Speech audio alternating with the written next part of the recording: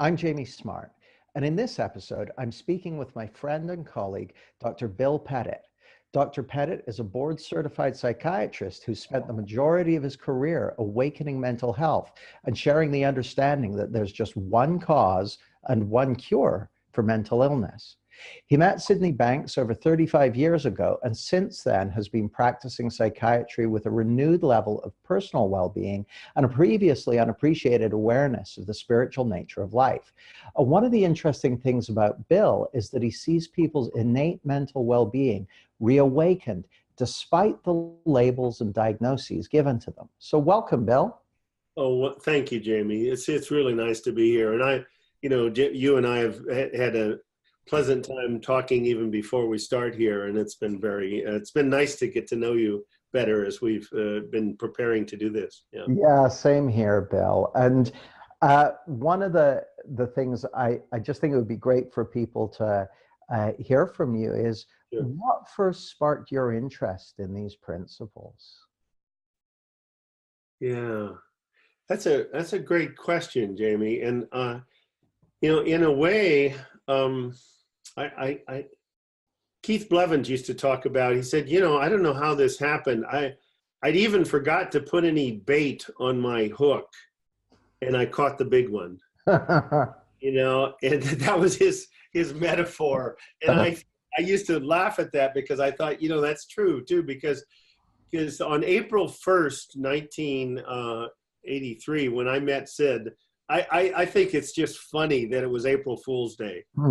I mean, I think that's really funny because here I am, 41 years old, having gone in and out of depression for 21 years. I've got 26 and a half years of schooling. I've been in psychiatry almost 9 years. I was in surgery and family as some training before that. So I'd been out of medical school 14 years. I'd had over 900 lectures on mental illness and medications in my residency. And I had had no lectures on mental health. And yet they called me a mental health professional. And so I had actually left psychiatry and was working in California, traveling around the country, and I even did trainings in Japan and Canada with a company, an experiential adult training company, and I had become national program director of that company. And I had met George Pransky about 2 months before, and we had talked, and I had listened.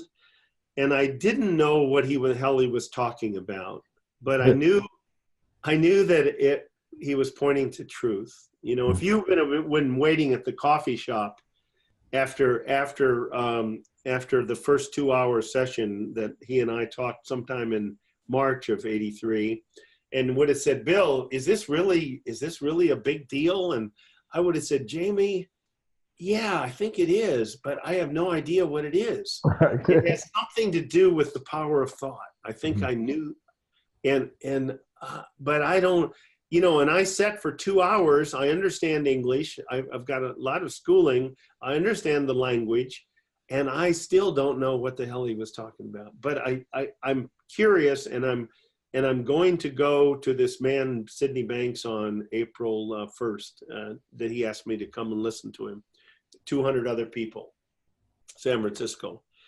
And so how did I think I was looking for some relief from the inner tension and pain and intermittent depression that would at times almost immobilize me, Jamie. Even when I wasn't depressed, depression was like a black cloud that was following me about 2 steps behind me.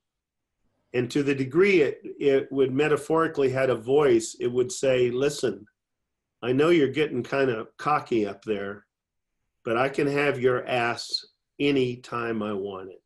So you better not get too cocky about not being depressed. Because it appeared to me that depression came out of the sky and just swooped down, and I had no choice. I had no idea that what I was doing moment to moment with these gifts of mind, thought, and consciousness, and let's just for the sake of we'll just do it to thought. I mean, even though all three are working together, it has to be powered by mind and then brought to life by consciousness. I had no idea that my spending 6 to 9 hours a day in some form of stressful thinking, worry, guilt, resentment, upset, overanalyzing, unresolved grief, drivenness. I had no idea that I was innocently creating my own depression. It appeared to me that it was caused by things external to me, people and things external to me. So in answer to your question, I think I just was, Sid says in The Missing Link that we're all seeking enlightenment, whether we know it or not.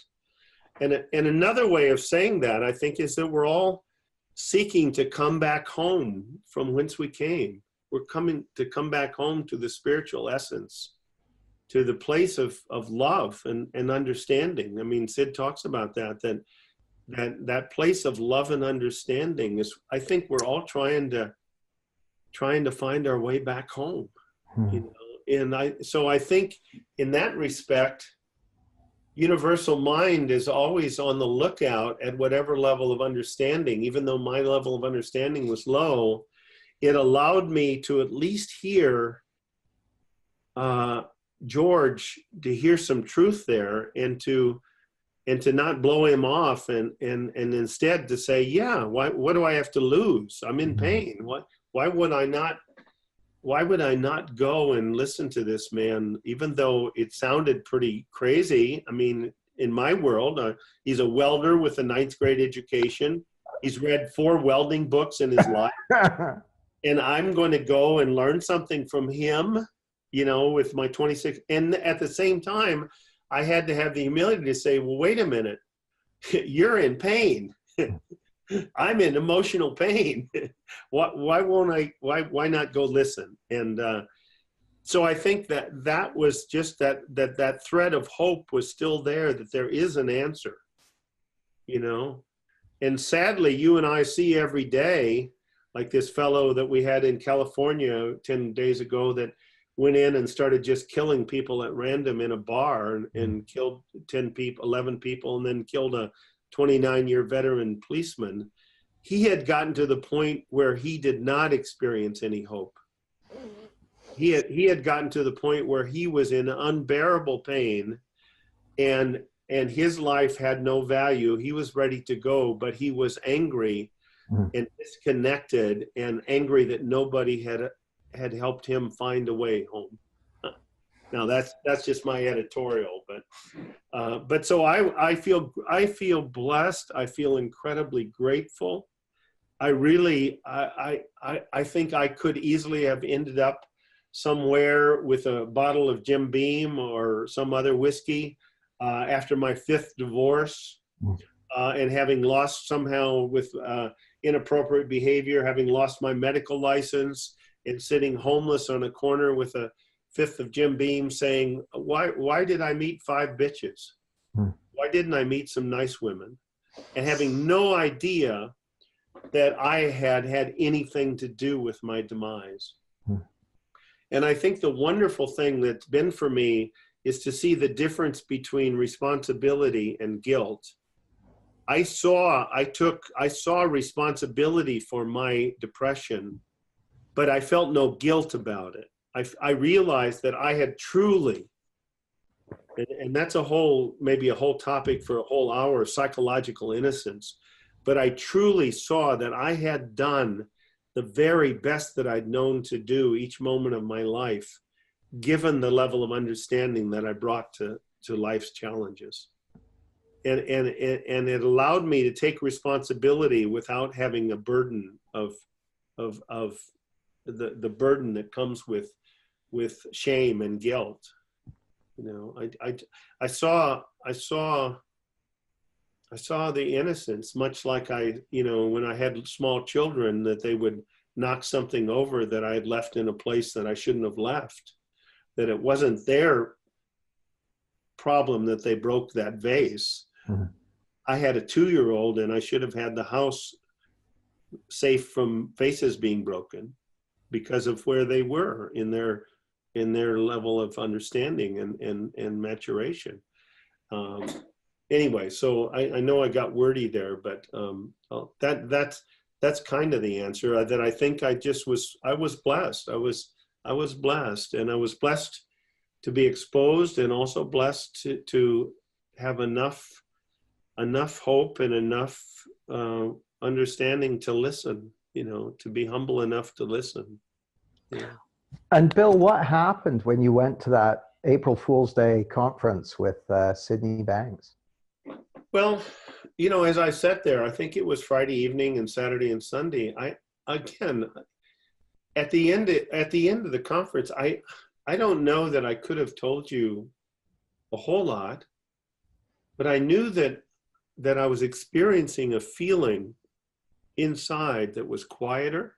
Mm. My mind was quiet. My brain was quieter. I was less attached to the content. The people they talk about the people that don't relapse from cognitive people, even people that have gotten better with cognitive behavior therapy. The people that don't relapse haven't any less negative thoughts, but they've decentered from the content of their thinking. They don't care if they have negative thoughts. Mm. And as I look back, that started to happen for me. I didn't have any need to fight my thinking. Mm. I didn't have, even if they were inappropriate sexual thoughts or inappropriate aggressive thoughts, or I became more of an observer. And I not always, but I saw, even when I was an angry person, angry, I would have up to 7 to 8 hissy fits a day sometimes, Jamie. Mm-hmm. Because people and things were constantly pissing me off. and to have some awareness that it started to come to me that I had the piss off machine in my back pocket. And when people didn't do what I wanted them to do as quickly and in the way that I wanted them to do it, let alone if they did it the opposite, then I turned on the piss off machine and pissed myself off and blamed it on them. Yeah. Well, that was wild. That was wild to see that. Mm. It was wild. I remember one time I was working at 2 hospitals, and it was just cell phones. It was in the mid 80s. Cell phones had not come out yet, but there were car phones for the first time. So I would be on my car phone, and I'd get a page, and I remember it was early morning. I had to go do a consult at the hospital like 6:30 in the morning, and it was only 8 o'clock, and I had 5 conversations with nurses that had not gone well. Mm. Where one or both of us had hung up, slammed the phone down in an hour and a half. I'd had 5 of these. Mm. And my first thought was, here I am in a low mood, and then I have to deal with bitches, right? And then a little thought came into my head, which wouldn't have come in the past, and it said, Bill, I'm wondering if you can see that you've had something to do with how these conversations have gone. And what, me? But I listened, and I called every one of those 5 nurses back up, and I apologized. Mm. And then I said, now let me listen to what you were trying to tell me and see if I can be of help. You're there taking care of those patients. I'm riding around in my car. Mm. And you're the one let me see if I can be of help. And every one of those 5 conversations were entirely different. And they told me later in person, 3 or 4 out of the 5 said, no doctor's ever apologized to me before. Mm. And I don't say that in proud, I say that in a grateful way that when you say what happened, the other thing that happened in my marriage My late wife, Sue, and I, who had been married for 31 years, and she died in 2000 of cancer, we had been divorced for 3 years after 10 years of marriage, and had gotten remarried and back together, and we were struggling. If we had not met George and then Sid Banks, I suspect we would have gotten divorced again. We loved each other dearly, Jamie, but we lacked understanding. One time, actually, my present wife of 15 years, and she and I were widowed about 3 years when we met, and I feel so blessed. She's a beautiful, magnificent, wonderful woman. And she asked Sid one time, she said, Sid, people say that love is curative. Is love enough? And Sid got very quiet, and he then quietly said, but clearly said, he said, you know, love and understanding is enough. And there's no doubt in my mind that my late wife and I, before we met Sid, we loved each other dearly. At the level that we could, given our level of constantly stressing ourselves out with our thinking. But we didn't have understanding. And so we were caught in our own separate realities and reactive to our thinking and to things that the other one would do. And it was very difficult. There's a remake movie right now in the United States. I don't know when it gets to Britain, called A Star Is Born. It's out now. It's Lady Gaga and Bradley Cooper. And I thought they were incredible. The music's incredible. Acting is incredible. And their love for each other is profound. But they lack understanding. One of them even more than the other. And so tragedy occurs. I watched a movie this last summer. I was coming back from my daughter's wedding in South Dakota on the plane, and I watched a movie, and it was called Thank You for Your Service. And it was 5 veterans of the United States Army who had come back from Iraq, and it's based on a true story of 5 people from a company that all got discharged. And they went back to their families and to their fiancés and to their wives.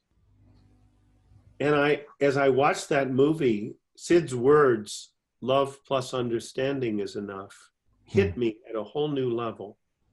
Because I saw that these men had incredible love in their hearts. Hell, they loved each other. I mean, they'd carried each other wounded off the battlefield, regardless of whether the guy weighed 30 pounds more than they did. Now, they might give him hell after he recovers in the hospital and tell him, how about losing at least 20 of those pounds so the next time it's a little easier. But that was irrelevant. They came back to wives that they loved, fiancés that they loved, families that they loved, but they did not have understanding. So what am I talking about? I'm talking about not a cognitive intellectual understanding. I'm talking about an insight-based understanding of universal mind, that we are spirit, we are a manifestation of divine energy. And our intellect can't wrap around that, but we can have insights into and have brief experiences that's just fact. And that we, as a result, we have access to a wisdom beyond our intellect 24/7 if we have the humility to leave our personal mind alone, our rational, analytical mind. And these men did not know that. They didn't have that understanding. So they were at the mercy of their painful memories, memories of things they'd witnessed, memories of things they had done. And they were at the mercy of their reactive thinking. And it caused chaos and pain. And we still have one veteran committing suicide in the United States every 22 seconds. Or is it 22 a day? I don't know. Anyway, whatever it is, maybe it's 22. I think I even saw it's one every 22. Anyway, your heart breaks. Mm. You know, we lost 58,000 on the ground in Vietnam. Over 300,000 had committed suicide by 1990. Mm. 5 times as many people who died on the battleground. So, love and understanding. Huh? So gradually, I started to see separate realities. My wife and I, first 10 years of our marriage, whenever we disagreed, we'd argue and to see who was right. And instead now, we started to listen to each other, knowing that we truly lived in separate worlds. And this person that I love with my whole heart and soul, why would I not try to listen deeply to understand the world that they live in, so that my world can get bigger? So that my world can get bigger, rather than defending my little world. How about me listening so that my world can get bigger? And Bill, for someone who's maybe new to this understanding and saying, what do you mean we all live in separate realities? How would you describe that to someone who that's a brand new way of hearing Right. something? Right. Well, the first thing I would do, and you and I know this, that I really encourage people that if they have any interest to go to www.sidbanks.com and to watch Sid's videos. You know, he had his experience in 1973 when he was 43 years old. And he refused to be, I just laugh when I hear people say, oh, it sounds like a cult, because Sid Banks would not even allow himself to be videotaped for 27 years. In 2000, finally, we told him, Sid, you're 70 years old and you're not going to live forever. Please, we need some videotapes. He died in 2009. Because he had said all those years, I don't want followers. I will talk to clergy. I will talk to educators. I will talk to doctors. I will talk to mental health professionals. I will talk to anybody that's trying to help people have a gentler life, of any religion or no religion. It's not important to me. But I don't want followers. And we said, we understand that, Sid, but we need, there's something much more powerful about a video. You know, you and I, when people look at this, it's more powerful than just hearing somebody on the phone. And it's not the same as being totally present in their presence, but it's close. And I lost my track there. It was I apologize. Oh, it's okay. So I can recap. So I had asked you, for someone who's new to this and hasn't heard about separate realities, and you made a recommendation which I would heartily endorse. You know, every program I do, every coaching intensive I do, part of that is always with my client or my clients listening listening to or watching Sid's audios or videos, reading the books, and they are just the most. And I remember, Bill, I was having a conversation with our mutual friend Jan Chipman. She was saying something similar. You know, she said, I love listening to Sid Banks, and then she said something that really struck me. She said, you know, the thing that's so wonderful about listening to Sid, she said, it just makes it easier for me to listen to who I really am. You know, you mentioned that divine spiritual energy that we're all made of, and it's the way it seems to me is that when I listen to Sid's recordings or watch his videos or read his books, it's almost like there's somehow a mirror that's showing me the truth of who we really are. Brings us back home, doesn't it? You know, there's something powerful about being in the presence of somebody who is totally present. it's hard to stay in your head when you're in the presence of somebody who's totally present. Right? Yeah. So, so I would encourage people to do that and to read Mr. Manx's books and to watch his videos twice through, because you'll have different eyes and ears the second time that you go through.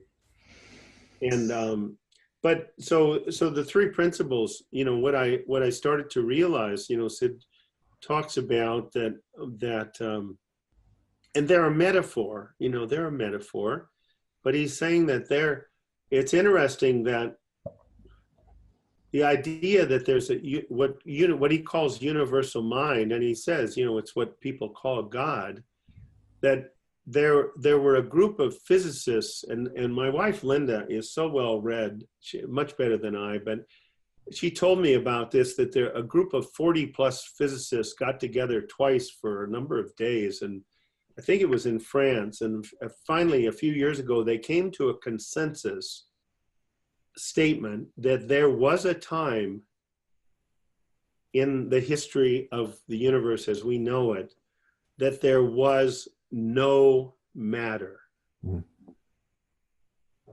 There was only a great nothingness. There was only a formless universal energy, intelligent energy. That's what Sid's talking about. That's all that, and that everything, the logic, when I was a kid, Jamie, in a very religious family, and I was told that God was everywhere, frankly, it seemed a little weird. There's my glasses, there's the glass, there's this book, there's my mouse, there's the computer, there's my light bulb. But now I'm fine with that. Whatever you call that formless energy that was there before form, anything that now has form has to be made of that energy. If you want to call that Dave, then everything is Dave. I have a couple that doesn't like the word God, so they use the word Dave. I said, that's fine. Everything is Dave energy. I mean, that's what Einstein, when people like even scientists like Einstein said, everything that is in form in this universe is the same energy in a different disguise. The rock looks pretty damn solid, and yet the physicists tell me it's made up of atoms that have electrons going 3/4 the speed of light around each one of its atoms. Not so quiet after all.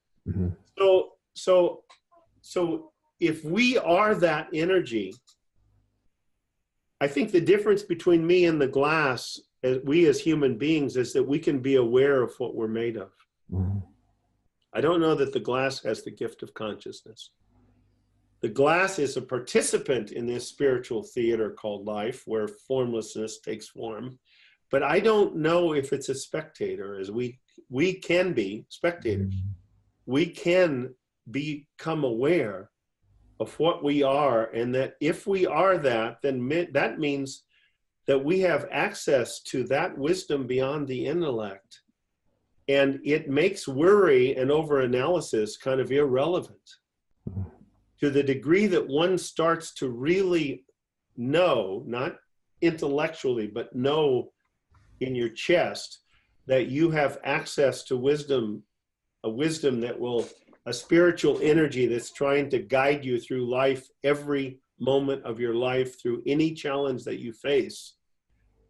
Boy, I think I'll go to that, be open to that, rather than to go to my rational analytical thinking and wondering why I'm getting more confused. And Bill, for someone who's listening and goes, I love the idea that I'm made of this divine spiritual energy and that it's guiding me through life, but why would that make worry and overanalysis irrelevant? Well, because people who, you know, there's 6 different ways, 5 or 6 different ways that I think generally, and you can use thought in an infinite number of ways, but as a clinician, what I've seen is that there are about 6 ways that people 98% of the time take themselves away from their innate, to me, innate inborn state of mental well-being. So 2 of them are worry and analysis. Over-analysis. What do I mean by over-analysis? I mean, I've got to figure this out. I've got to figure this out. I've got to figure this out. Even though I'm spiraling down into more confusion and my mood is lowering and my tension is rising, all of which are not psychiatric symptoms. They're gifts that tell me that I'm going the wrong way. Mm-hmm. That's a whole nother discussion. But so if I really know, you know, it's interesting. Einstein said the intuitive mind is a sacred gift. I think my translation of that would be that wisdom, when we just know, comes from the source of everything, when he says it's a sacred gift. The intuitive mind is a sacred gift. The rational analytical mind, its faithful servant. Wow. And yet, he says, however, we have created a society that honors the servant and has forgotten the gift.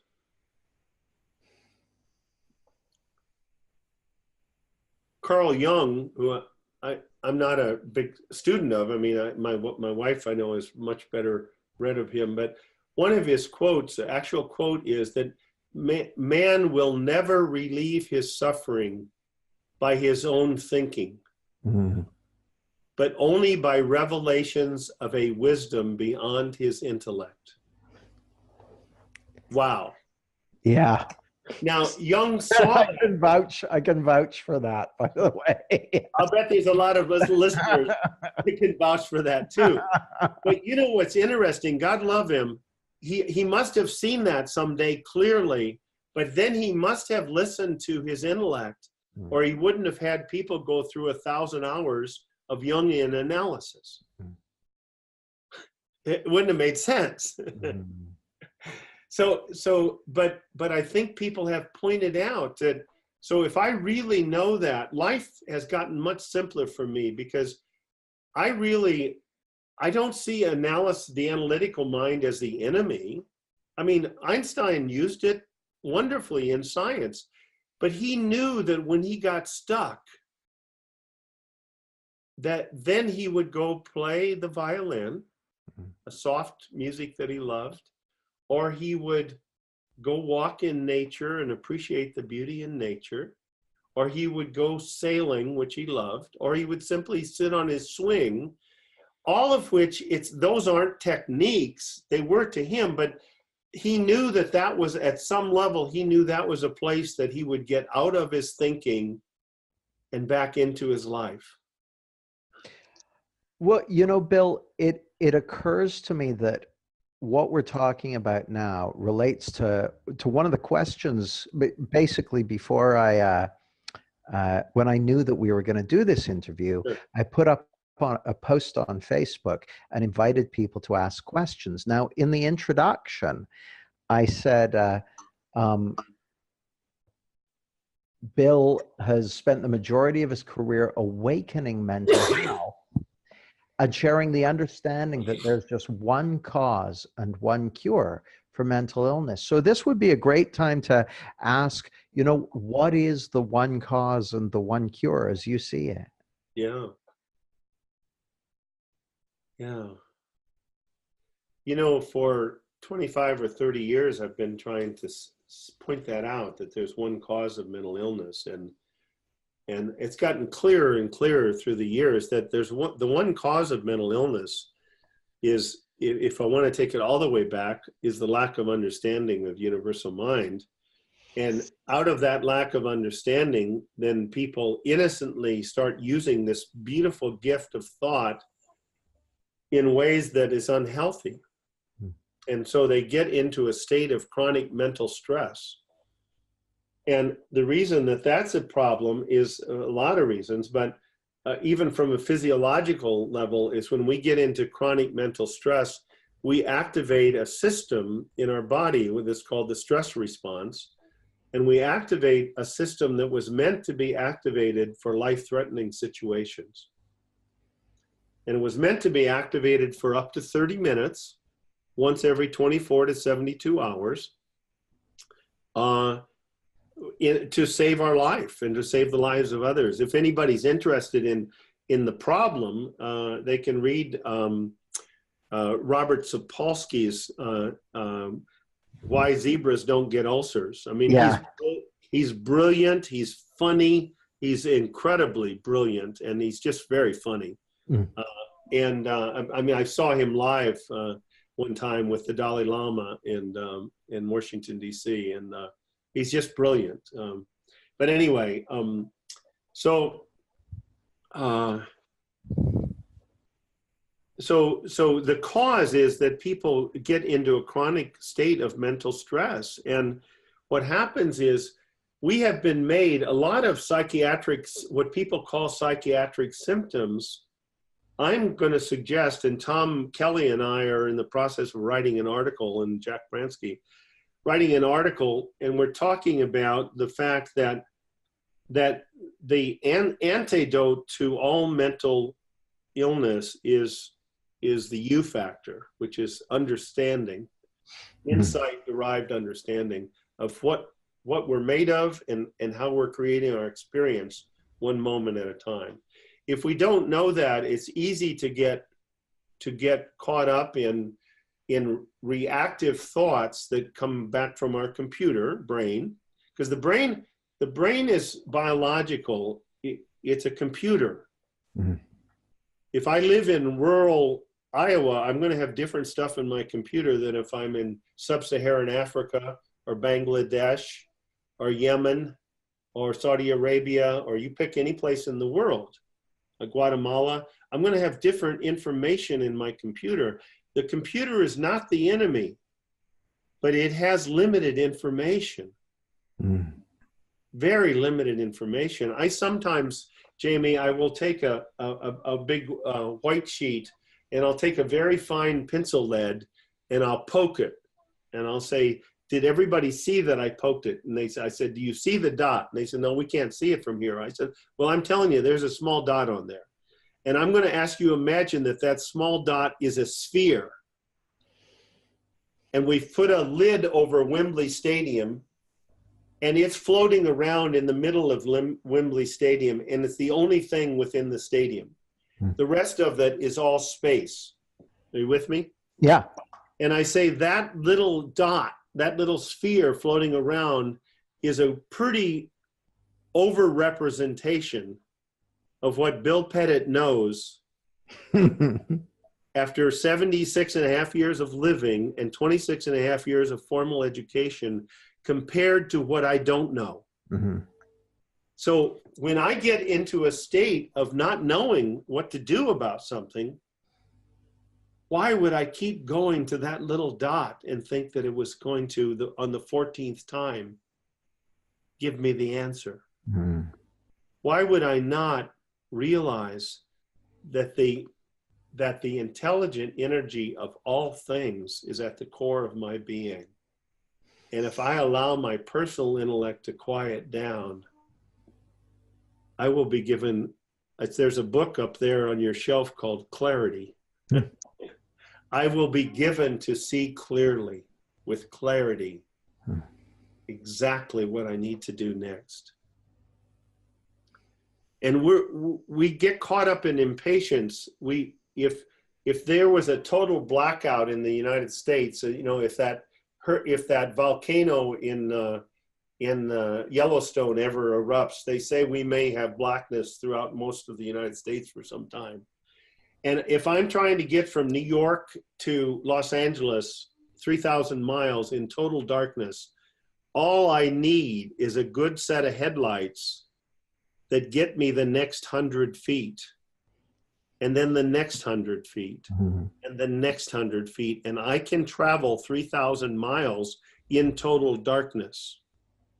And if I understand that in life, when I'm in darkness and I allow my mind to quiet enough, I am always given, every single time in the last 35 years that I've had the humility to do it, I've been given enough light to go the next 100 feet, or the next 3 feet, or the next 5 feet, and then the next 5 feet. And it has made life more gentle than I ever dreamt. Now, do I forget that sometimes? Of course I do. And you know what? Life starts getting hard. It's wonderful. We've been given things like, people think that your mood going down and your anxiety going up and your body starting to have pain is a terrible thing. It's not. It's a signal to me. It's information. It's an alarm system letting me know that I am innocently giving life to, paying attention to thoughts that it's not healthy for me to give attention to. And if I really start to trust, I tell people when I'm upset, I used to think it was the time that I was really onto something. It was the time for me to think more, to talk more, and to act more. And I wondered why my life was constantly cleaning up messes, relationship messes, all kinds of messes. So when I am upset now, the metaphor to me is I am now 5 feet underwater with a 3-foot snorkel. And I ask people, Jamie, what percentage of the time, if I take a deep breath, will things get really bad and worse? And they say 100%. I say, yeah. I said, hell, if it was 60-40, I might go for it every once in a while, just if I felt lucky. But it's not. It's 100%. As my good friend Beverly Wilson says, when you're not in your right mind, and the only way you can get there is via your innocent misuse of thought, she said, it's real simple. You're stupid. So keep your mouth shut. Keep your hands to yourself. Don't throw anything. Don't hit anything. Don't hit anybody. And number 3, leave your thinking alone until you feel better. And before you know it, you'll be back in your right mind. And people want to make it more complicated than that. And it's not. Yeah, that's beautiful, Bill. And what I heard you pointing to there is something you mentioned earlier, that those things like stress, or the various symptoms of excess stress, that those are actually gifts. Will you say a little more about that? Of course. Of course. I tell people, if you're driving along, well, panic attack is a perfect example. Okay? When I tell people that their panic attacks are a gift that they've been given, they look at me like, they'd like to hit me, but they've gotten enough rapport and respect that they don't, right? But they look they say, okay, doc, you got to help me with this one. And I say, oh, okay. I say, here's the way our body's made. It has all sorts of alarm systems. When very briefly first, when you and I get caught up in negative thinking, first of all, let me, do you know the Far Side cartoons? Sure. Yeah, remember the Far Side? I loved them, right? But there was one that I often cite, and there's a reason for it, because if you take it literally, it's not funny at all. It's tragic. But these 2 guys in the 747, they're piloting the 747, and they're looking out through the front of their plane, and they see a mountain goat. And one of them says, boy, you usually don't see a mountain goat up this high. Well, that's 2 seconds before they hit the mountain. Yeah. Now, the reason that's both funny and informative to me is that before I understood the principles, Jamie, I did not know that I was off path, glide path, until I crashed into the mountain. Until I destroyed a relationship, until I did something way out of my moral grounding, until I made a rash, impulsive decision that caused problems for me and others. I didn't realize it. And So I didn't realize that we have been given all sorts of information that let us know when we start to get off glide path. So we don't suddenly realize it when we see the mountain goat. Too late. What happens? Mood-wise, what happens is our mood starts going down. We start feeling more depressed. And there's all kinds of things that physiologically, that we're responding to. And then we start to feel irritable. Now and then eventually we start to get disconnected. If we go down far enough, we feel disconnected from everybody. And that person is angry and depressed and disconnected is the person that can walk into a theater, a school, or a bar with a whole bunch of guns and start killing people because they're in so much pain that they're looking for relief and they're ready to die and they're going to take some people with them. Thank God most people don't get to that point, but sadly too many people do. In the area of tension, we start feeling anxiety. If we continue to create anxiety, and we're creating so much, they've shown from MRI studies and PET scan studies that in 3 minutes of voluntary upsetting thinking, people create a very measurable biochemical dysregulation in their brain. And what they've done is they've activated, in 90 seconds, they've activated the alarm system, the stress response of the hypothalamic pituitary axis. It has massive hormones, glucose, adrenaline, noradrenaline, cortisol, knocks out the immune system 40 to 70%, knocks out the growth system, tremendously knocks down the sex hormones. Why? Because if our ancestor is facing a saber-toothed tiger with nothing but a wooden club, if that eats him, he's not going to need to worry about cancer or infection.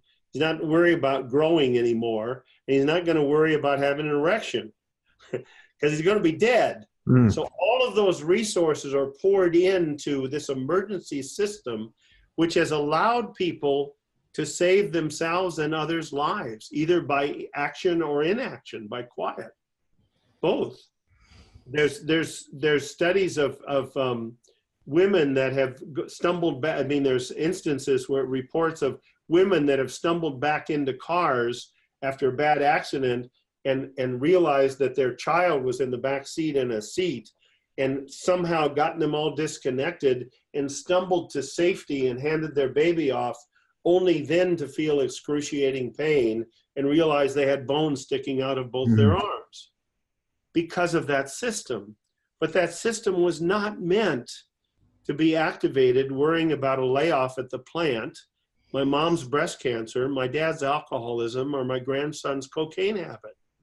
And yet innocently people do that if they don't understand that they have access to something that, first of all, that we don't have control over a lot of things in our life, but the best way we can be is to know what we can do is to be in a healthy state of mind. So let me go back. I apologize. I get diversing off and I lose your question. The question was, and you're answering it beautifully, Bill, and you're setting the scene for it, so it's totally fine. I had made the point that you make the assertion that there's one cause and one cure for mental illness, and so you were talking about the stress system and everything Right. was just being discussed. Oh, we were talking about panic attacks. Yeah. Yeah. Why is there gifts? So if we are, I've probably treated 7,000 to 8,000 people with panic attacks. And the question I ask them is the following: in the 2 to 3 hours prior to your panic attack, was there a minimum of 20 to 30 minutes where you were actively stewing, stressing, or fighting upsetting thoughts? The score right now is 7,998 to 2. I'm not going to ask those two people to take a lie detector test. I don't think they're lying. I think they just don't realize. Just not aware of it. Right, not aware of it. So here I am. I've been stewing about something, one of my kids or some uncertainty in my life, and I start to feel uneasy. So I stopped doing it. I've been doing it for 45 minutes. And I go in and I turn on the soccer match, my favorite team, whatever it is, Manchester, whatever. And I'm watching it, and suddenly I'm short of breath. My heart's beating out of my chest. I feel kind of lightheaded. I'm shaking. I'm sweating. I'm having hot flashes. I'm having cold flashes. And I go to my brain and I go, brain, what the hell's going on? And the brain says, listen, Bill, I'm not real sure, but I'm thinking you may be having a heart attack. Heart attack? Holy crap! At which time, more noradrenaline, my symptoms get worse, and I go, brain, what's happening now? And brain says, listen, I'm going to whisper this because I don't want to frighten you. I think you're dying. Dying? Holy crap! Now, so here's the deal about panic attacks. They're a gift given to us to try to wake us up to what we're innocently doing, because we're creating more biochemical dysregulation than our body can handle easily. And it's going to have to even start doing what they call epigenetic changes. It's going to have to change which genes are on, because only 5,000 of our 25,000 genes are active at any time. And in a healthy, peaceful, loving state of mind, the 5,000 most efficient are on. But if you start causing problems, then the body has to go to backup systems to deal with that regulation. So people say, here's my metaphor for a panic attack. I say, if you're driving down a county road in England and you start to get sleepy and you're drowsy and you start to head, and you're going to head for the ditch. I mean, you could flip over and there's water there. You could drown, maybe you and your occupants in your car. But fortunately, they have put on the side of the county road those rumble strips, right? Yeah. And you hit the rumble strip and I said, what does the rumble strip do? They said, well, it wakes you up. And you do what? You get back on the road. A panic attack is the rumble strip. It's your friend. It's trying to wake you up.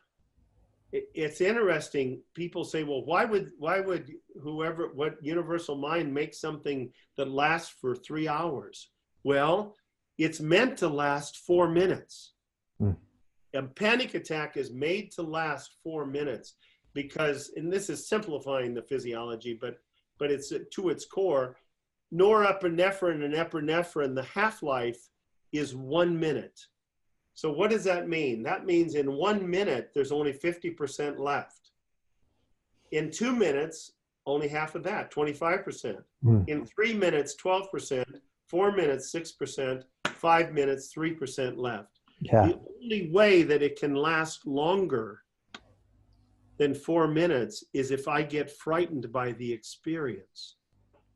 And that's what happens, Jamie, with people that get chronic fatigue syndrome or depression, is people start to have alarm systems that go off to try to let them know that they're innocently using these powers, and they don't have the courage or the level of understanding to leave their thinking alone and access that intelligent energy that they are.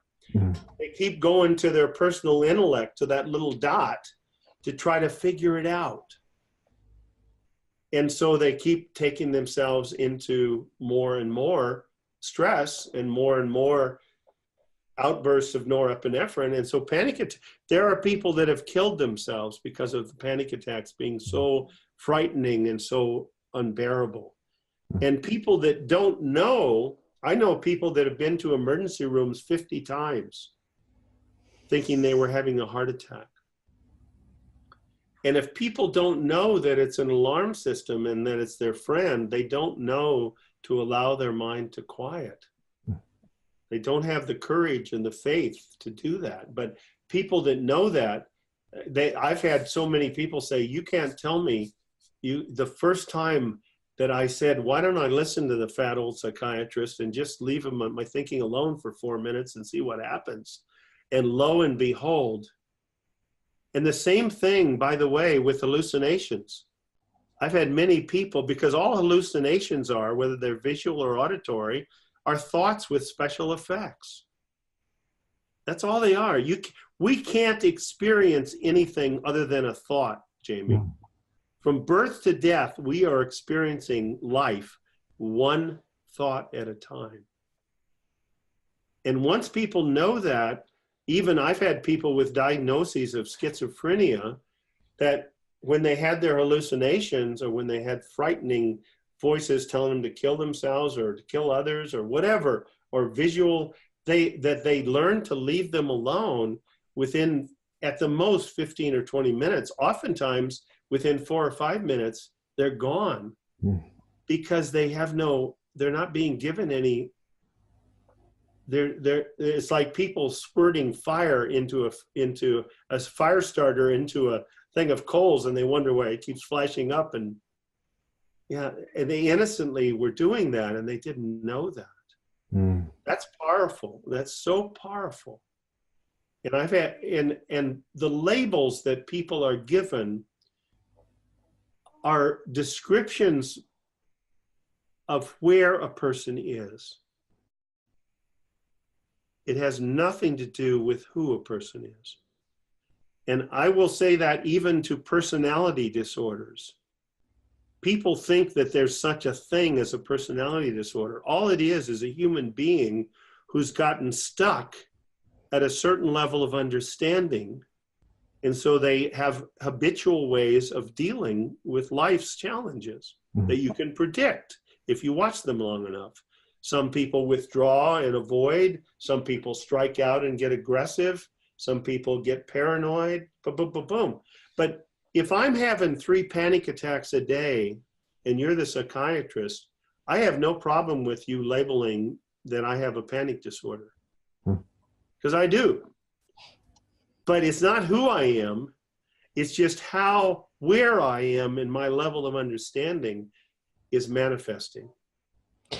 And so the one cause of mental illness, chronic mental stress, manifests in all these different ways, just depending on our individual makeup, presumably. Yeah. I think we all have alarm systems that are louder. You know, that even like if you read Why Zebras Don't Get Ulcers, there's some truth that people have some systems that are more sensitive. Like the skin is a very sensitive system. People will get itching, or they'll get psoriasis, or they'll get breakouts of hives, or it's the largest organ in our body. But some people, their skin is not quite as sensitive. They get migraines. Other people don't get migraines. They've never had a headache in their life, but they've had terrible problems with irritable bowel syndrome and stomach problems. And other people will have it'd be muscle tightness and diffuse pain. They're showing that even this whole thing with chronic pain, that there's an article that I just read that talks about the chronic pain in PTSD, in depression, in all these things, because when people get into a chronic state of dysregulation of the stress system, the HPA axis, it affects the microbiota, the microbes in the gut, there's a feedback loop that goes back to the brain, and it actually lowers people's pain threshold. So people start experiencing diffuse pain at levels of input that healthy people people when they're in a healthy state of mind don't feel pain. So the pain is, again, it's an alarm system trying to wake us up.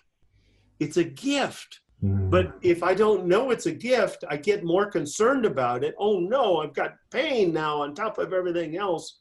And then, of course, they start having sleep disturbance because they're chronically activating the stress response. And then they get worried about that.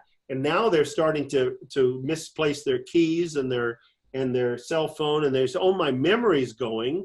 And they don't see that innocently. I've been there. We've all been there. Even suicidal thoughts. I tell people they're your friends. Now, I don't do that until I've got sufficient rapport for them to say, tell me about that, doctor.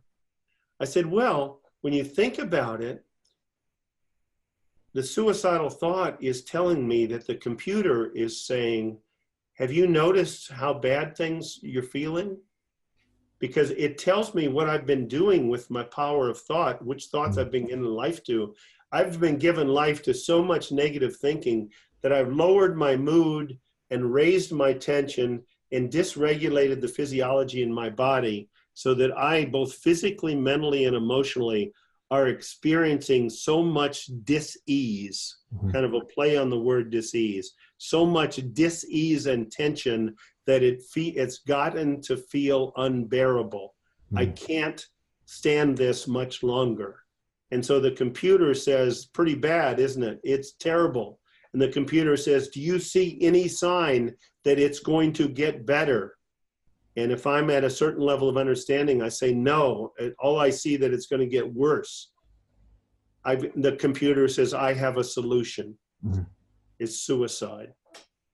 So suicidal thoughts are just telling me what I've been doing with this power of thought, whether I've had the courage to leave my low mood thinking alone. People ask about bipolar. I don't need to jump there unless you want me to, but I will, because that's become a real area for me of interest. Well, Bill, actually, when I put this out on Facebook to our community, there were a number of questions about depression. So what I thought I'd do is read all the questions, because I'm guessing that your answer will speak to them. So Bill, I started out by saying that your assertion that there's one cause and one cure for mental illness. We've been talking about the cause as chronic mental stress. And the one cure, you've actually said it in various different ways, 20 or 30 times. But for anyone who's sitting there going, okay, so what's the one cure? What's the one cure?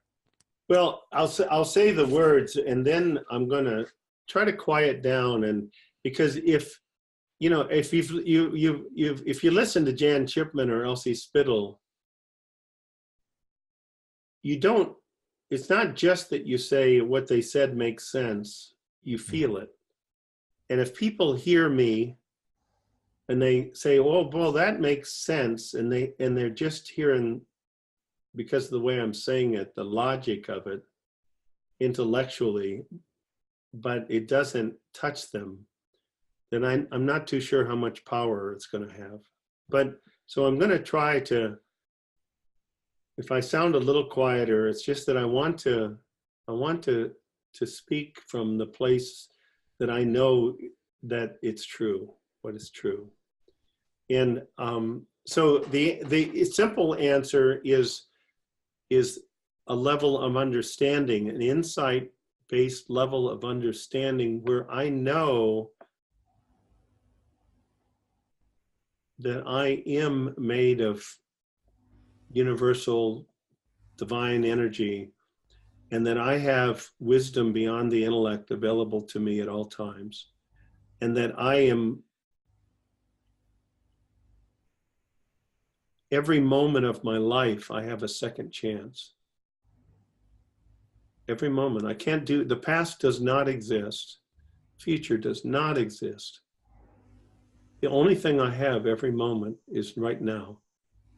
And to the degree that I can be in the present moment with a clear mind, I'm going to be guided. I'm going to be guided.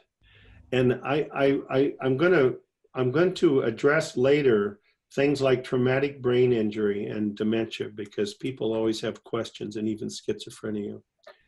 But I'd like to start with that, saying that that's the answer, that it's a deep level of understanding of our spiritual nature and the resources that we have available to us as a result.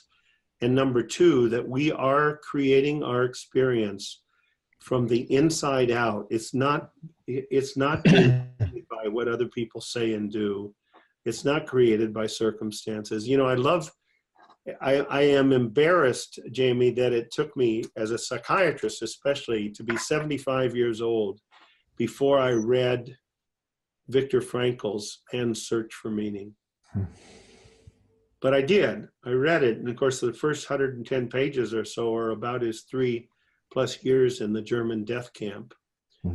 And he left there, you would think, by all this stuff about trauma, and I don't in any way need to lessen some people's experiences of torture, of etc. But I don't also want to take away that we are given within us everything to heal from anything.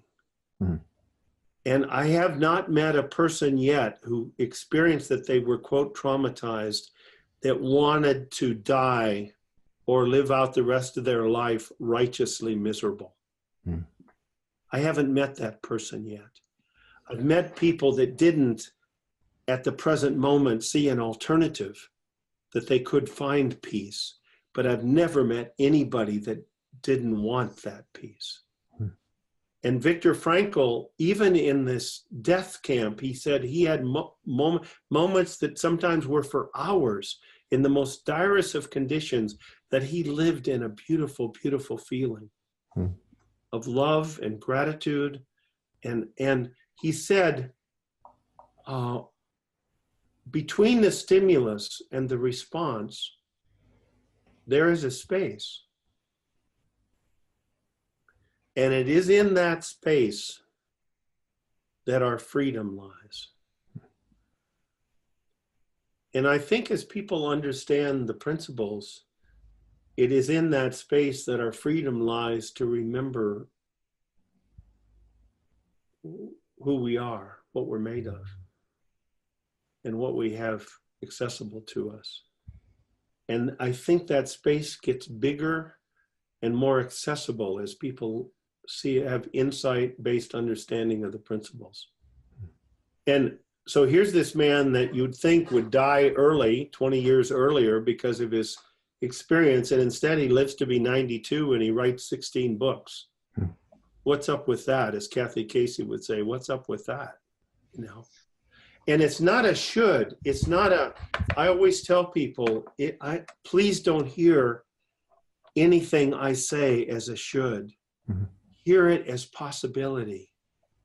Hear it as what's possible. These 3 principles are not prescriptive. They're not telling anybody how to live their life. They're telling people how it works and what they're made of, so that they can choose more freely how they experience their life and not be at the mercy of other forces. So I'm going to start in answering your question by sharing the quote that I shared with you earlier today, because I think we both got a good laugh, and I got a good laugh. This article has been lying around for over a month in my home, to about 6 weeks. And the article is All for One and One for All, Mental Disorders in One Dimension. And here's what this is what I told Jamie, that I told you that it really brings them, you know, in movies like 007 and Mission Impossible movies, their people are always jumping from one building to another.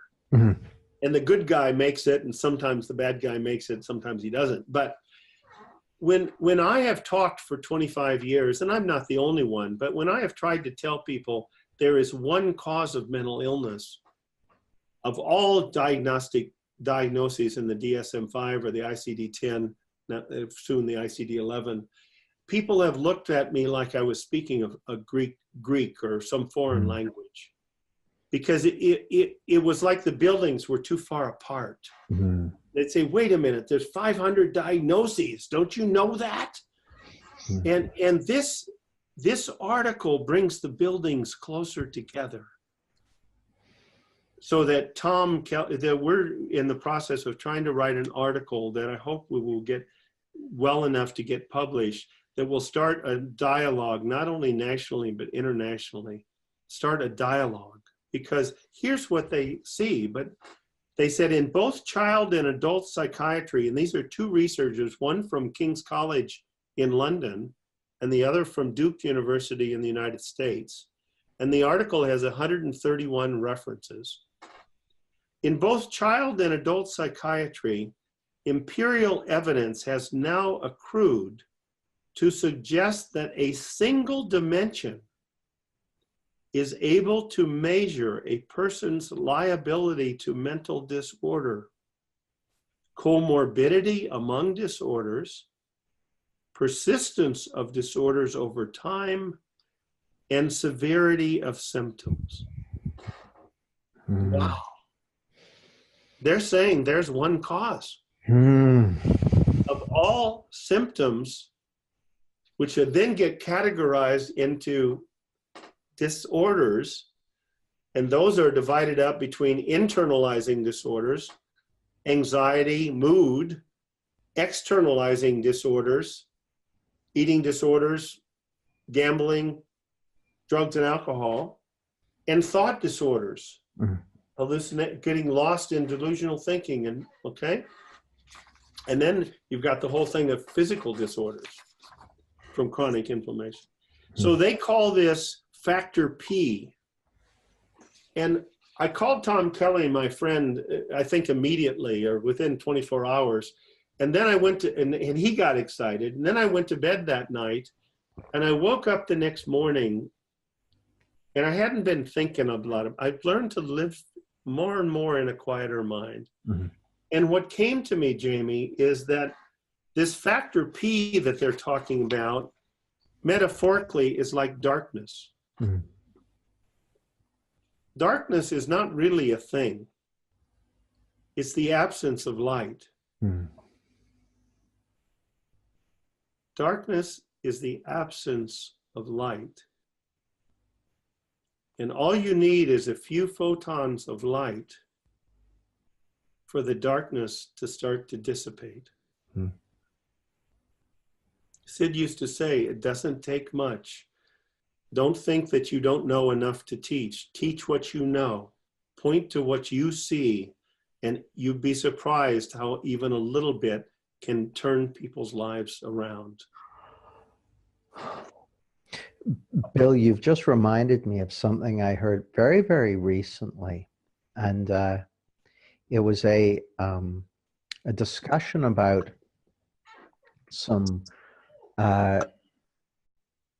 studies they conducted, research they conducted with psychedelics many, many years ago. And they had people who were very entrenched, habitual, lifelong smokers, and they gave them 3 doses of psilocybin. And they found that 80% of them stopped smoking.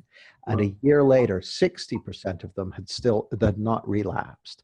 But here's the interesting thing. They said that for the 80%, the 60% for whom it worked, when they took the psilocybin, they had a spiritual experience. And that even though that spiritual experience only showed up for a short period of time, that was enough for them to see that, to kind of fall out of their ideas about them, to have an increase in level of consciousness. And that was enough. And when you talked about it just takes a few photons of light to start dissipating the darkness, that just awakening to the spiritual nature of life, even if it's just a glimpse, is enough. It's often enough. And, I think that the principles, to me, people pointing to the principles might save people from having to take psilocybin or some, they're actually doing research in the United States for that with PTSD and stuff. But because why? What does it do? How does it allow the spiritual experience? The first thing it does is it disassociates people from their intellect, from their thought system. That same thing with ketamine, which we could talk at length, that is being used now for nasal ketamine in emergency rooms for suicidal people, because it disassociates people from their thinking. It's a dissociative. And it also affects the mu opioid. It affects the opioid system. And so that there's obviously concern about that too, but it separates people from the grip of their thought system for at least a moment. Mm. So the P factor, to me is like darkness. And so what's the light? What's the photons? The light is an increasing level of U, what we're calling the capital U factor. That not just you with a small u, which would be intellectual understanding, but insight-based understanding of the three principles, or even just, I mean, Sid, if pressed, would say there's really one principle. It's universal mind, but it's just easier to talk about how it functions, how it works, if you think of it in terms of universal mind, universal thought, universal consciousness. So the answer is increments, incremental increases in understanding of our spiritual nature and the inside out nature of life that we're experiencing. Thought life, we're creating a movie. Everybody's walking around. So what is it? Over 7 billion people, and everybody's making a different movie. And everybody thinks that their movie is the correct movie. It's a joke.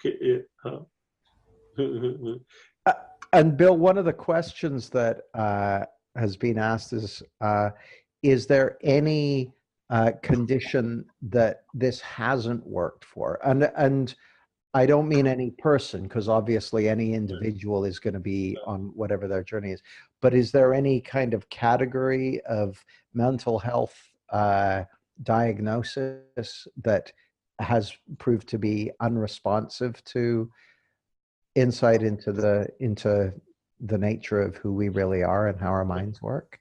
That's a good question.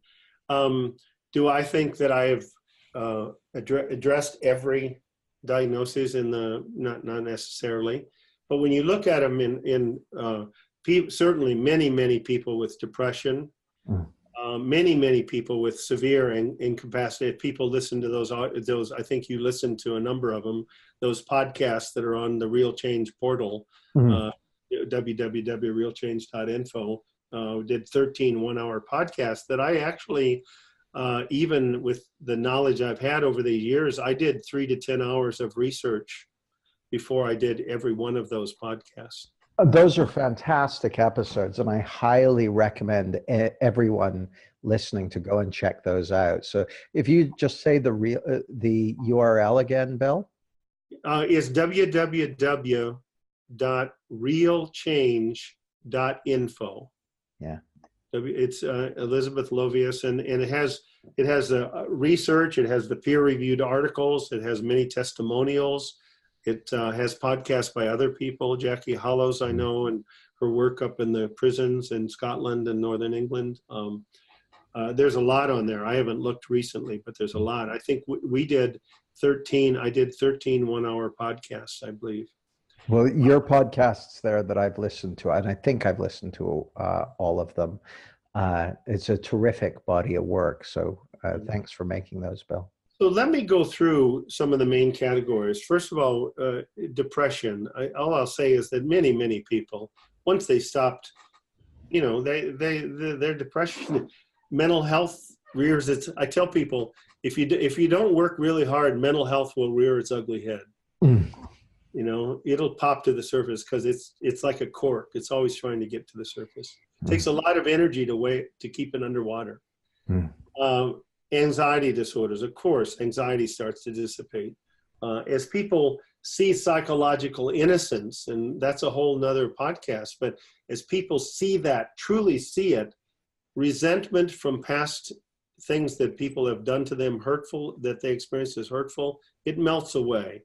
People see the innocence and the ignorance of that, and they see that only hurt people hurt people. Nobody hurts anybody when they're feeling full of joy and love. So psychological innocence takes away resentment and guilt, just like really seeing universal mind and our spiritual nature takes away worry and overanalysis. And seeing that we came from spirit and we will return to spirit, and there's nothing fearful about death, death loses its sting or its fear. Now, I'm not saying that if I lose one of my children this afternoon in the car vehicle, that I'm not going to have to say, you got to help me with this. But I also know that I'm going to be given everything I need to go through that and to return to a state of well-being with grace. And there's no shoulds about that. There's no time expectations. I know that I will be taken care of. And so then I don't walk around in fear of what's going to happen next. Okay. So eating disorders, gambling disorders, drug and alcohol addictions, those are all responses to pain, to internal pain. Even externalizing or disorders like hoarding and OCD, the DSM-5, they realize that those are not anxiety disorders. That OCD is counting, checking, washing is not an anxiety disorder. It's an attempt to relieve the anxiety that they're creating via their thinking. So that counting 100 times, to 100 over 3,000 times a day is just an effort to try to distract themselves from the anxiety that they've created with their thinking. And that can disappear. I had one lady that said, she was 38 years old, and she said, "Doctor, when I saw you, I had 11 diagnoses and was on 8 medicines. And now I'm on no medicines and I have no diagnoses except mental well-being. And I love my children and I love my husband at levels that I never thought possible." And all that happened is that the U factor incrementally increased as she looked in that direction and read Mr. Banks's books and watched his videos and was guided when to do it and when not to. So even dementia, I know dementia, 2 things about dementia. There's some people that when they get demented, if they've been angry and bitter their whole life, sometimes they're still angry and bitter in their dementia, and they can be dangerous. They can be violent. But I had a friend whose mother-in-law got severe dementia, and she had been one of the most loving people I ever met in my life. And she hallucinated, but she hallucinated giant flowers and the Pillsbury Doughboy. They weren't threatening, and she'd play jokes with her husband. She'd play hide and seek. She'd hide from him and see if he could find him. And one time, they'd been married over 60 years, Jamie, and she said, you might have heard this on the video. She said to him, he said to her, "Betty, what's my name?" She said, "Oh, you know that's not what's important." Wow. Now, to me, she's still got mental well-being. Her computer is not working well. She's not her computer. I met many people in the South Dakota hospital for the developmentally disabled, we used to call mentally retarded, and autism. Many of them that had a high degree of mental well-being. But they weren't able, because of their problems with their computer, they weren't able to function independently. But they like all of us, other times they got caught up in their thinking and they got depressed. And they got reactive and more reactive or whatever. But you started seeing, and I had somebody who had been around the principles a long time after I did that lecture on dementia. She said, "My father got severe Alzheimer's, and my mother, after he died, said the last 2 years of his life were the most intimate years of their marriage, because once he got demented, he was constantly not in the past, angry and upset and bitterly talking about and focusing on things that had happened years ago." So if you see even that dementia gave them 2 years of intimacy. Wow. See, I see universal mind as respecting that we have free will and we can pay attention to whatever thoughts we want to, but within that, trying to do the best it can to guide us to a place of peace. Mania, what about mania? In the last 3 years now, 4 years, I've asked anybody that's ever had a manic episode or a hypomanic episode, do you remember what your thinking was like prior to your manic episode or your hypomanic episode onset? And every one of them that could remember, and about 75 to 80% could, said, yes, I do. Suicide was becoming a genuine option. One of them said, I remember the last thought I had, and he went into a full-blown mania. And I was going to kill my wife, who I love dearly, and my two sons, 9 and 11, that I love dearly, because I had failed them financially, and I didn't want them to suffer after I was gone like I was. And his mania saved 4 people's lives, Jamie. And it also got him help. It got, in the United States, the cavalry got involved. Because if you're running around with no clothes on or starting fires in the middle of the highway, you get attention. Yeah. So I would say universal mind is always trying to wake us up. Or if we can't get awake, at least get us to some place where we might have a chance of getting injected with a little more U factor. And have less darkness and more light. So I see all of those things. Even people with traumatic brain injury, I've seen people that have gotten to a level of peace where they're not frightened by their experience. I could tell you a man that had a massive stroke and affected his expressive aphasia where he couldn't talk. And this was in 1984 when I was learning with Roger Mills. And he had a massive, he had been an ambassador to Brazil. And every 6 or 8 words, he'd get frozen, he couldn't talk. And I talked to him for 3 days. This is in 1984. There were no books, there were no videotapes. I had whatever I'd gleaned from what Sid had told me and what people that he taught had told me. And he said, I don't think I've learned anything in broken words. I came back on Monday, maybe you've heard this, and he was talking fluently for 40 to 50 words at a time.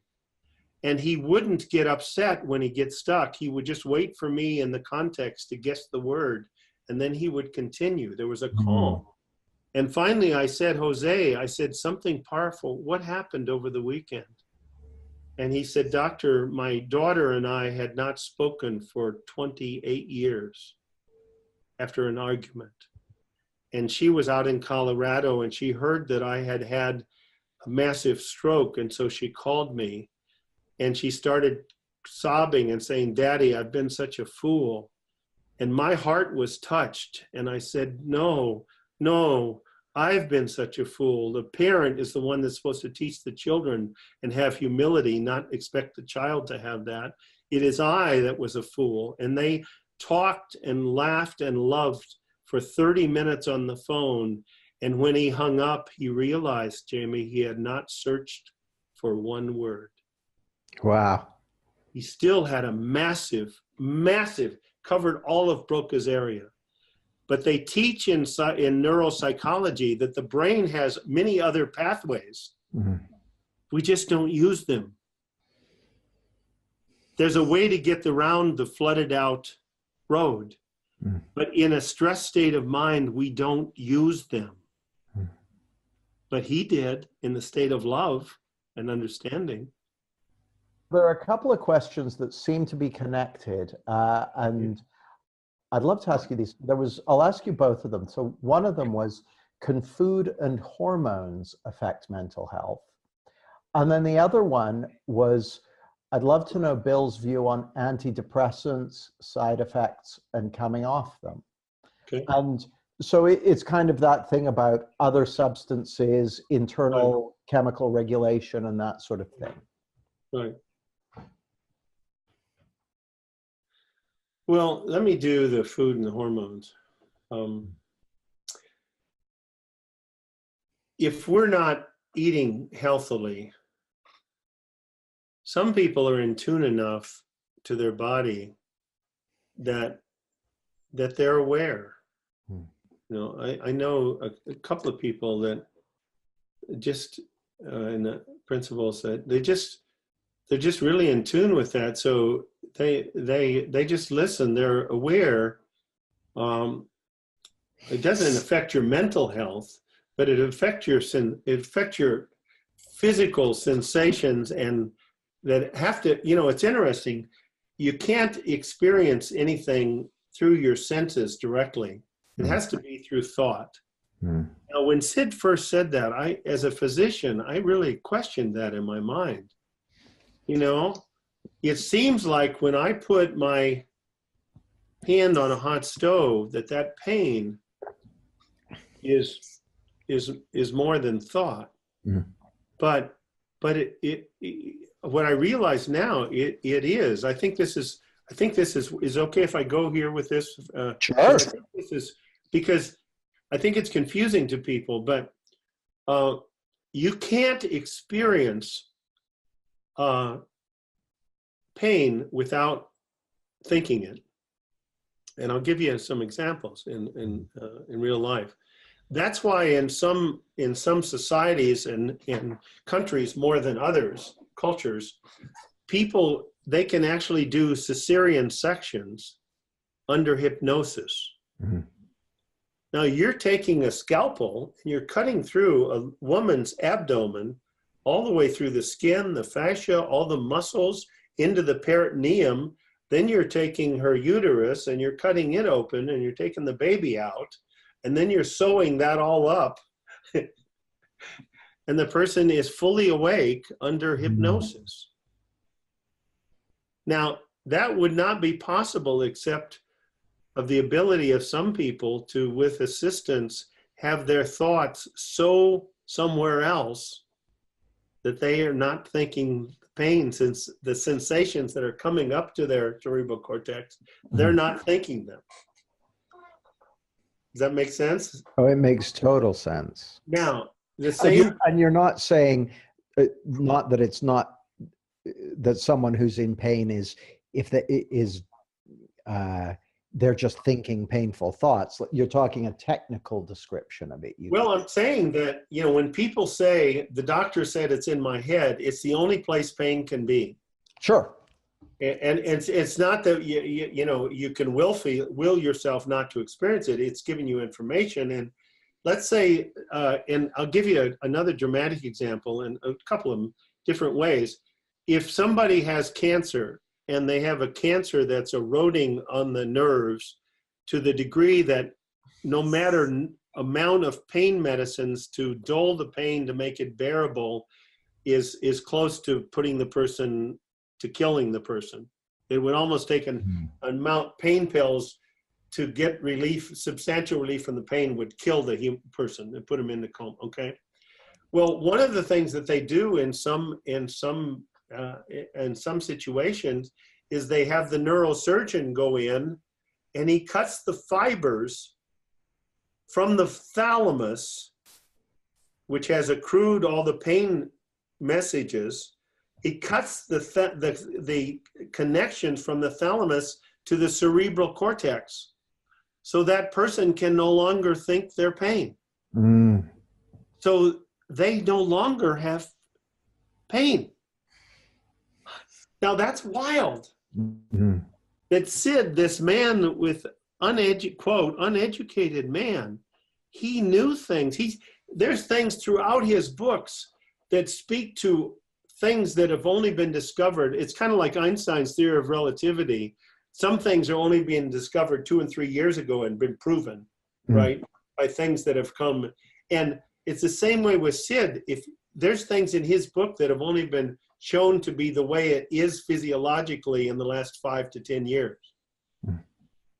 Now, another one would be, as we said, the lady in the car accident that doesn't experience pain until she gets her son to safety, because that's not where her thinking is. Mm-hmm. I mean, I can tell you from my own little limited experience, when I played football in high school, if we lost the game, at my level of understanding, I felt every bruise on my body. My whole body hurt.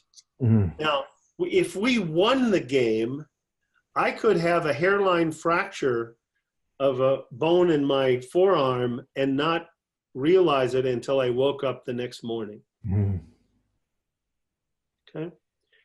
I watched my father, he came down to live with us, and he was in incredible joint pain and in joints. And I'm sure part of it was that his given up his productive life and next stage of his life and all, whatever thoughts he had about that. He had all this joint pain. He was always taking his Darvons. They weren't, Oxycontins or anything, but they were Darvons for his joint pain. Mm-hmm. Well, then he falls in love with my two little girls who are now 32 and 33, but they were 18 months and 3 years at the time. And the next thing I know, he's crawling around on his hands and knees, growling and chasing them all over the house. Well, wait a minute. Where's the joint pain? Where's the arthritis? He admitted to me that, gosh, for some reason I'm not having to take very rarely have to take my pain pills for my arthritis. Now, his sister, who happened to be a Catholic nun, she was a wonderful lady and a fun lady, Sister Liam, which Liam is Gaelic for William, huh? Uh-huh. She named herself after my father because he was the oldest brother, and she had tremendous respect for him, and especially after their father had died. And so she got cancer, and he, because of his diabetes, was going to be unable to go visit her before she died. Am I surprised that his arthritis, joint pain started flaring up, and he started having tremendous pain in his joints again as he dealt with the thoughts about both the loss of his sister who he loved and his inability to even go and say goodbye to her last time in person. And of course, in 1986, we did not have Zoom. You couldn't do this, what you and I are doing. The best you could do was talk on the phone. So all I'll say is about food and about hormones is that we still only we only experience life one thought at a time. That doesn't change. So the only thing that really can, in the end, directly affect our mental well-being is our level of understanding. That's all. It's the only thing. To me. I mean, I'm just saying it as I see it. Sure.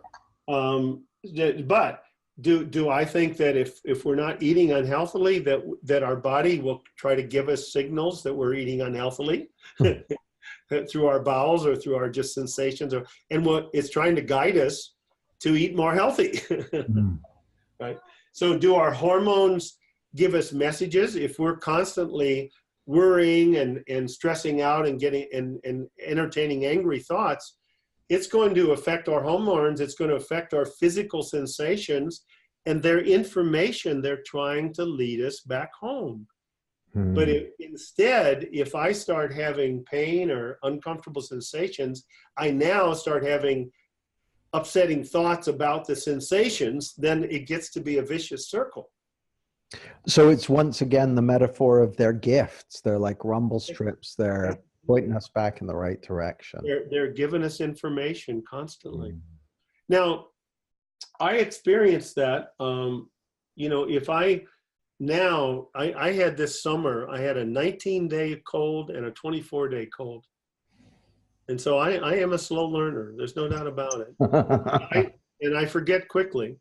But the difference between now and 35 years ago, and I was miserable for a number of days to where I could barely, Linda had just had her knee surgery, and all I could do was make my minimum things and take care of her as best as I could, and then sleep whenever I could and sleep. But when I laid there feeling miserable, I knew in the old days, I would have been pissed off and resentful, upset, and I should know better or whatever, or why does this happen to me at this time? And instead, I consider every experience I have as an opportunity to learn something, and allows me to just accept it and listen and listen and listen. not with my intellect. Oh, what's it teaching me? What's it teaching me? What's it teaching me? No, not with my intellect, but just go to that space of, there's something for me to see. I may or may not see it, but let me at least experience this quietly.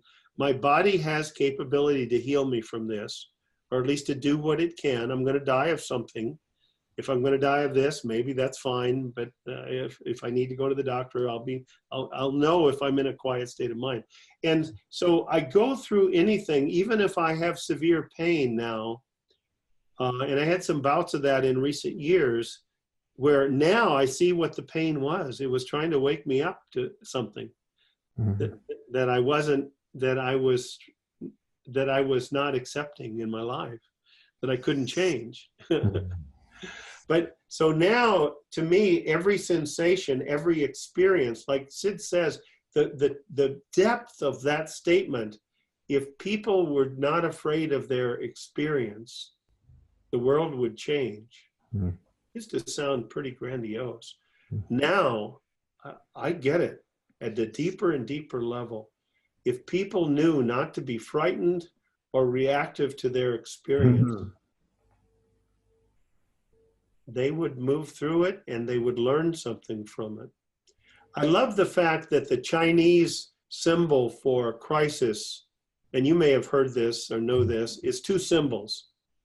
One is danger and the other is opportunity. I had a Chinese doctor friend, a very wonderful man. And I said, is that true? Because I'd heard, and he said, yes, it is. And he wrote the symbol for me. It's two symbols. One is danger. This one, he said, is the symbol of danger. And this is the symbol of opportunity. So every experience that when I have and I say this, it sounds haughty. And if I forget it, I know that there is nothing in this world or person in this world that can cause me emotional pain, except the person that's in my underwear. And the last I looked, there's only room for one of us. So I know where to look when I'm in emotional pain now. And I know where not to look. I know to allow my mind to quiet and listen, that I am being given an opportunity to go through one of what Sid Banks said, that there is an infinite number of doors of understanding of these principles. And you've heard me kiddingly say infinite. Last I looked in my math book, it's a really, really big number. By the way, I've talked to a friend of mine who was there when Sid talked to the PhD physicist from MIT at the defense contractor. And he started telling them that although Einstein was a brilliant, brilliant scientist, that he didn't understand infinity. And because of that, his formulas were mistaken. And he started to point out which formulas were mistaken. And my friend, who was the head of training there, jumped up and started to try to divert. He got insecure and say, oh, Sid, why don't you talk about the principles? Enough about physics, right? And 3 of the PhD physicists from MIT said, Dick, sit down. Sid is on to something. And they listened for 3 days and invited him back, had my friend invite him back for 3 more days to teach them physics. Wow. Yeah, amazing. Wow. Wow. So that was food and hormones. Oh, the other one is medicine. Shall I do that? Yeah, well, and funnily enough, because you've got all kinds of experience with, Right. medications and prescribing. So the specific question was about coming off medication. Anything you've got for people around the domain of medication, I think. Well, the first thing is, I would have people, first of all, what the medications do is they're trying to, the science, I just do my best not to get haughty and to just stay grateful instead of, because there's often a choice of being haughty and being grateful. When I read about all these effects of chronic inflammation, of chronic activation of the stress response, and the scientists they're spending, and pharmaceutical companies are spending billions of dollars trying to develop drugs that will counter the adverse effects of the chronic state of mental stress. Mm-hmm.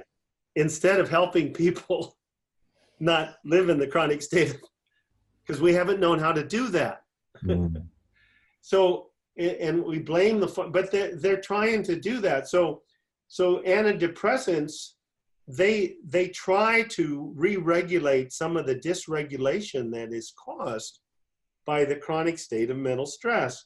But in doing so, they dysregulate other systems in the body, because they're not made by that who was at the source. They're made by man, and it's affecting all other areas of the body.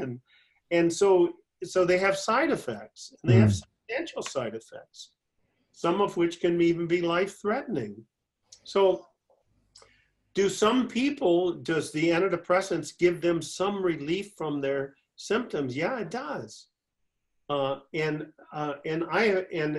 if somebody is having so much panic attacks that they cannot even function, they're having 3 or 4 or 5 panic attacks a day lasting 45 minutes to an hour, I'm going to hit them with something to stop their panic attacks. Even I might use something potentially addictive, Klonopin and Xanax. But I will tell them, if you're willing to work with me, I'm willing to meet you where you are. But I'm going to start teaching you, I'm giving you this to give you some relief from this terrible pain and dis-ease. But I'm also going to teach you that you've been innocently creating it.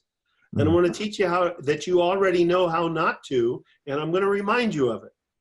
And so we're at the most, you're going to be on this medicine for 3 to 6 months, most. And I want you to know that right now, but they get that I care. People don't care what you know until they know that you care. And I have made the mistake of trying to teach people when I didn't have a student. And then wondering why they wouldn't listen to the old, all-wise Bill Pettit bullshit.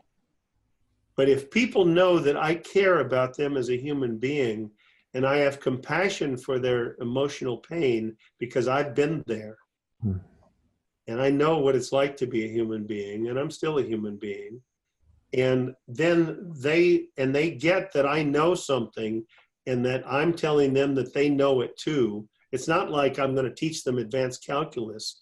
They already know what I'm going to teach them. I'm just going to help them get out of the way of it so it can come to the surface and fill them up. The root educate comes from the Latin to draw out, educere. It has nothing to do with putting something in. These principles are who we are and what we're using to create our experience. Then all I'm doing is letting people know that unwrapping the present that they're made of in their present, helping them unwrap the present. They didn't even do the unwrapping. I can just point to where the bows are. So as people get insights into a deeper level of understanding, oftentimes, interestingly, the medicines start causing them more and more side effects and symptoms. If they were anti-anxiety medicines, I've had people that on their own start tapering, and I've told them how to do it between times if it gets too strong, because they're now, instead of spending 14 hours a day dysregulating their chemistry, they're down to 10, and then down to 8, and then down to 5, and then down to 3, and then down to 1.5, and then down to 45 minutes. Well, if they're spending 30 minutes a day in dysregulation, and they used to be spending 15 hours a day, that's more powerful than any anti-anxiety medicine there is in the world. And if they're still on the same amount of anti-anxiety medicine, our sleeping pill that they were on here, they're going to be sleeping 18 hours a day and feel drunk when they're awake. Yeah. Does that make sense? It makes total sense, Bill. Now, It brings up. Go ahead. I was just going to say it brings us right back to what you were saying about there's one cause, which is chronic mental stress, Right. and one solution. Uh, Exactly. Now, on the other hand, I tell people, listen, my goal for you, and I'm at least encouraging you to not have it as a goal either. My goal for you is not about getting you off your medicines. mm, My goal for you is to find the deepest level of peace today that you can have, and then tomorrow, and then the next day. And wisdom will guide you, and you need to get a good doctor. If it's not me, if I'm just your, then you talk to your doctor about you're learning something where you see that you're spending less time in stressful thinking and upset, and you see that you're needing less medicines and you need his help. You know, if somebody's on 160 or 180 milligrams of something and they end up needing 5 milligrams a day, versus 800 milligrams a day or of Thorazine, you know, to not have that, then so be it. But I say the goal to me is just that you have the goal of finding a deeper level of peace and living in the present moment with a light and loving heart, period. And everything else will take care of itself. That's so beautiful, Bill. Thank you so much for your time and your generosity, and all your wisdom and experience that you've shared with us. Has been really fantastic. I know people are going to want to find out more about you, listen to your other podcast episodes, find out what you've got going on. What's the best place for them to find you, to connect with you? You know, our website, the Doctor's Pettit, Linda and my website, the doctorspettit.com is our website. My individual email is just WF as in Francis, Pettit, Pettit, Junior, WF Pettit Jr. @gmail.com. And that'll reach me directly as my direct email. And I sometimes get, really busy, and don't be afraid to be the squeaky wheel. I will get back to you. And yeah, so that would be the best way. Yeah. But our website, I think, will give people that are new a real feel of what we both do, where we are. Yeah. Beautiful. Well, thanks again, Bill. This has been really fantastic. Well, it's been so gentle and so easy, Jamie, and I thank you, and I thank you for the opportunity. It's been fun. It really has been. Thanks, Bill. Look forward to seeing you in June, if not before, in London. Take care. Thanks.